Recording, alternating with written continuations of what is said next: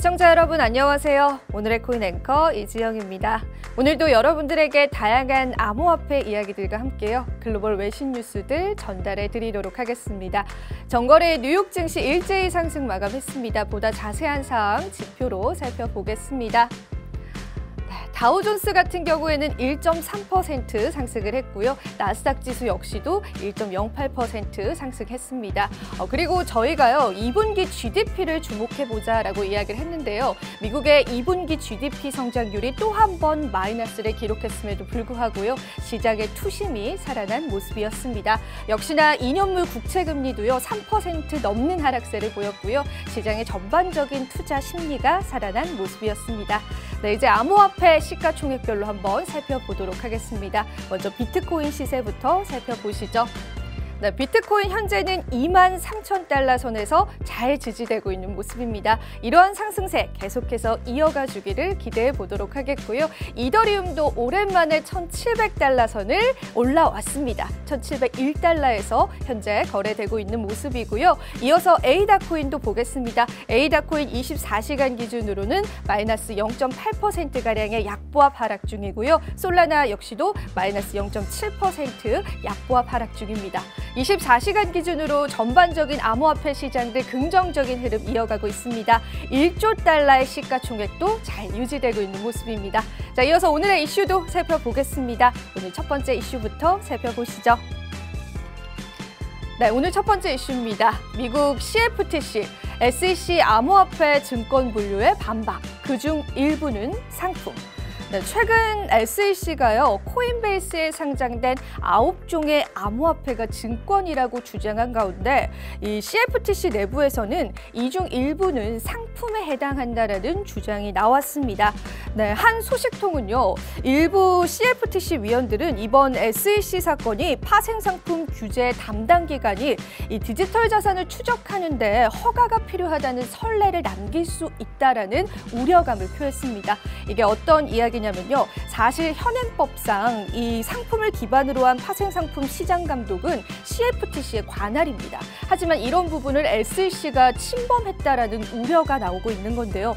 이에 대해서 캐롤라인 팸이 만약에 SEC가 해당 토큰을 증권이라 보지 않고 사건에 개입하지 않는다면 이는 CFTC가 관할해야 하는 일이다라고 지적을 하기도 했습니다. SEC에 관한 비판적인 여론들이 현재 나오고 있는데요.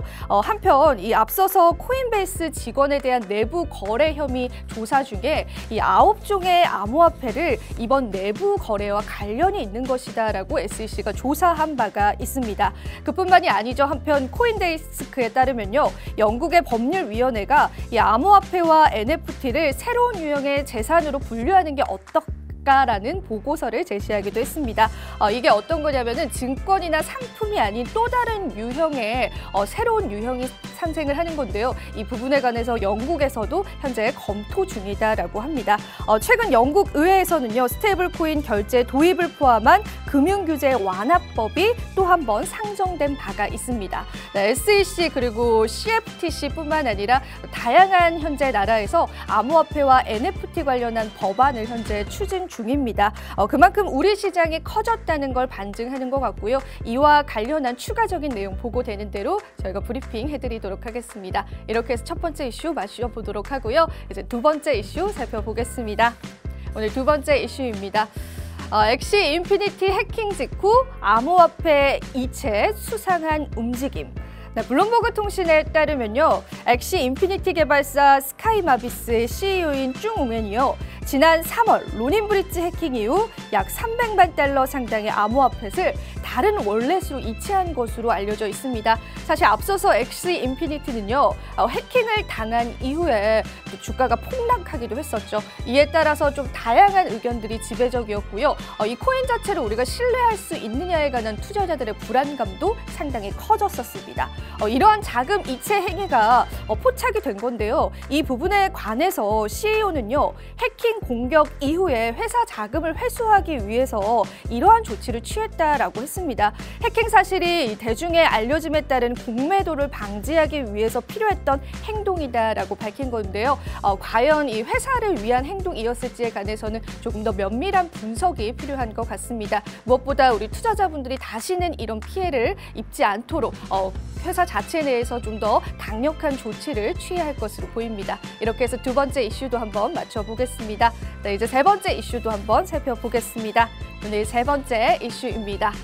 파생상품 거래소의 고래 비율, 비트코인 저점 신호.